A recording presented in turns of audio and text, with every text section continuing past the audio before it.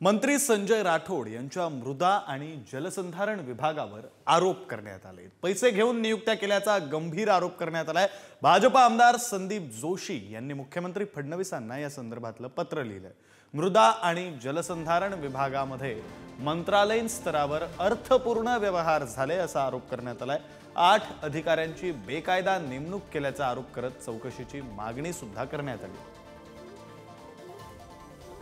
2022 मध्ये काही अधिकाऱ्यांनी, विशेषतः 8 अधिकाऱ्यांनी, ज्याच्यामध्ये काही प्रतिमा डागाळलेले अधिकारी आहेत, या अधिकाऱ्यांनी त्या ठिकाणी अर्थपूर्ण व्यवहार करून स्वतःचा विकल्प बदलता येत नसताना देखील आपलं डिपार्टमेंट बदललं आणि हे संपूर्ण डिपार्टमेंट बदलण्यामध्ये त्या ठिकाणचे कक्ष अधिकारी असतील, त्या ठिकाणचे सचिव असतील, यांनी त्यांना मदत केली।